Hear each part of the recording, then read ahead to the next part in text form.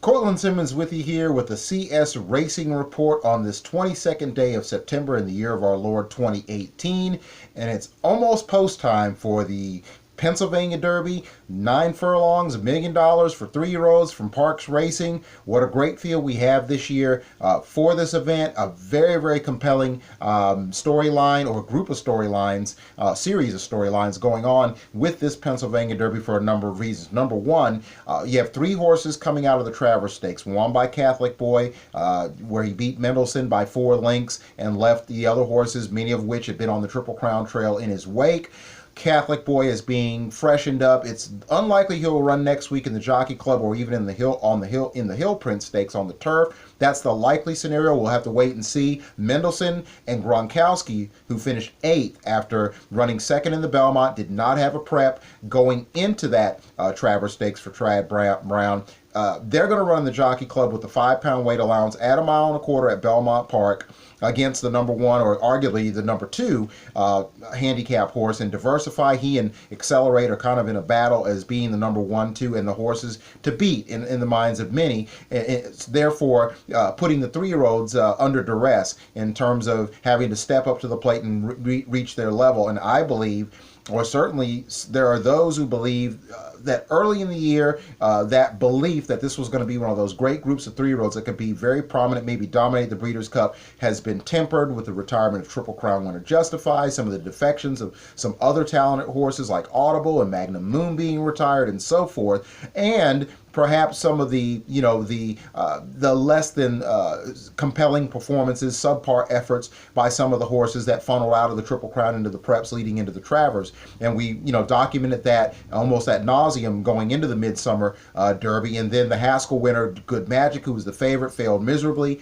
finishing 9th of 10th. And of course, picking up the rear was Wonder Godot, the filly who had won the first 2 legs of the Canadian Triple Crown and passed up the opportunity to sweep that prestigious series to run against males in the Travers Stakes. But Catholic Boy, in the midst of all that tragedy and trauma at the Travers, ended up really establishing himself as a very legitimate threat for the Breeders' Cup amongst the 3-year-old set, along with Mendelssohn, who ran an encouraging race and has created an interest into what he's going to do in his final prep next week against the older horses facing Diversify, he and Gronkowski both. Gronkowski, of course, is going to have to come from the dead after a subpar performance, but again, after almost 3 months with inactivity and a setback in his training, one couldn't expect him to run a dazzling race there on a tough racetrack, and he probably needed that race. So we'll talk more about the Gold Cup, but today it's about what is probably the best Pennsylvania Derby field in terms of on paper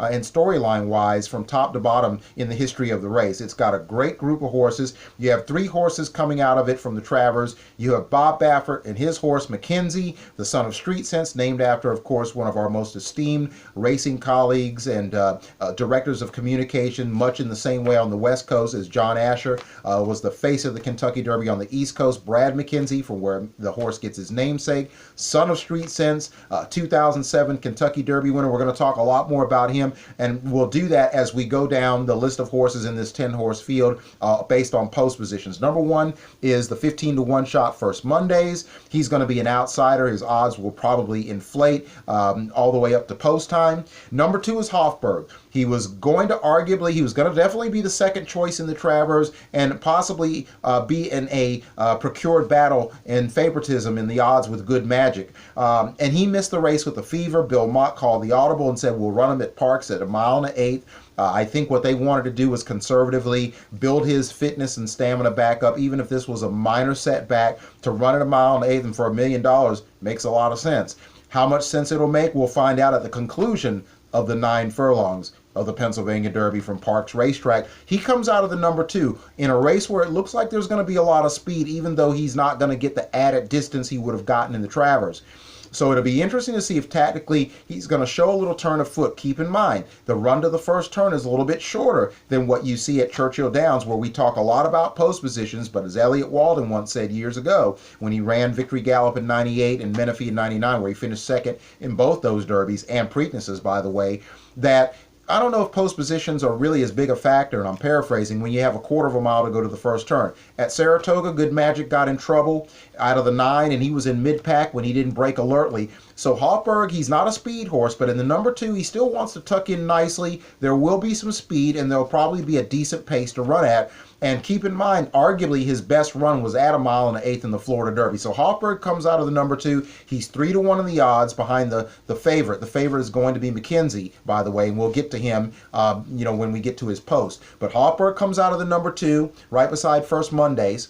And then Instilled Regard, another very interesting horse. He comes in 4th in the Kentucky Derby after disappointing in the Risen Star as the favorite, a race won by Bravazzo after he had won the first local prep at the Fairgrounds of LeCompte, after finishing right there with Solomini and McKenzie in the Los Alamitos to Futurity to end his 2-year-old season.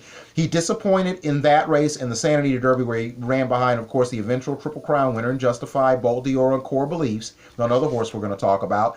And he went in as the longest shot in the Derby, ran a very credible 4th on a heavy racetrack, deluge with a ton of rain, and he hasn't run since. So for whatever reason, based on his condition, any physical issue, and the business arrangement that ended up finally being inked and ironed out, where Jerry Hollendorfer, the horse, was transferred from his barn, the Hollendorfer barn, to Chad Brown's stable. He comes in at 15-1. He has not had a race since the Kentucky Derby. So for all the time that Gronkowski had, and for the downside of that in terms of it compromising his chances to perform at a high level, what's going to happen with Instilled Regard having not run in 6 months since the Kentucky Derby? Very interesting if this race will be a crash and burn where he's had plenty of time to prepare, but as Joe Orsino once said, you can have 5 weeks to prepare, but you can also empty out. He's had well more than 5 weeks coming in, but he's at 15-1. His odds are probably not higher because he's trained by Chad Brown. So he comes out of the number 3. Number 4 is King Zachary, who finished 4th after a disappointing run in the Indiana Derby in the Travers. 4th in the Travers, ran an encouraging race. He won the Matt Wynn Stakes prior to that over the Churchill surface, so that gives Dale Romans encouragement, if he can come out of this unscathed, to have a shot to contend in the Breeders' Cup Classic. He comes in at 20-1. That's a nice price for those of you who believe, even with a shorter distance, but a possible benefit of a good pace scenario that he can close, although he has no gate speed early on. He's going to have to show a little bit of more speed, because if the horse is on the front end, whether you believe there's going to be a meltdown or not, you have to anticipate that there may not be a meltdown, or that one of the mid-pack horses is going to get first run. So he's going to have to get into the bridle. But at 20-1, he's a horse that I think has some value there. He comes out of the 4. Number 5 is Core Beliefs, a horse that we just talked about, that I was very enthused about after he ran 3rd in the Santa Anita Derby, 2nd in the Peter Pan to Blended Citizen out of the Doug O'Neill barn. He then beat Lone Sailor, the 5th place finisher, in a very tight Preakness Stakes in the Ohio Derby. Nipped him at the wire. Did not run as well in what was really his Derby, Preakness, and Belmont in the Haskell, where he ran behind Good Magic, Bravazzo, and Lone Sailor, who he had beaten a few weeks before. So he was a bit of a disappointment. He's at 10-1 though. So a lot of people still believe he has value because he does have a little bit more tactical ability, and he would, theoretically, if he gets the proper trip, in his races, his past performances, he's shown that against a horse like King Zachary at 20-1, he's going to get first run on him. So King Zachary, as I said before, is going to have to get into the bridle. We're going to see if Core Beliefs in his second try against upgraded competition, if he can run up to that level of these horses, if they all run well, or if some of them run well, or if he can have a on day and the others are off, because that's one of the $64 questions. Are these horses coming out of the Travers making, as I alluded to in previous pieces, are they making one octagon appearance too many by coming back and wheeling back with a month's rest in the Pennsylvania Derby, which almost sounds incredibly odd, because a month is more than enough time. The late Penny Chenery once said these days horses don't run off 2 weeks rest, and it's just amazing. 4 weeks to some people is considered to be too quick to come back. But anyway, it's going to be interesting to see if these horses out of the Triple Crown races, or the horses funneling out of the Travers, are going to be vanquished again by an outsider looking in.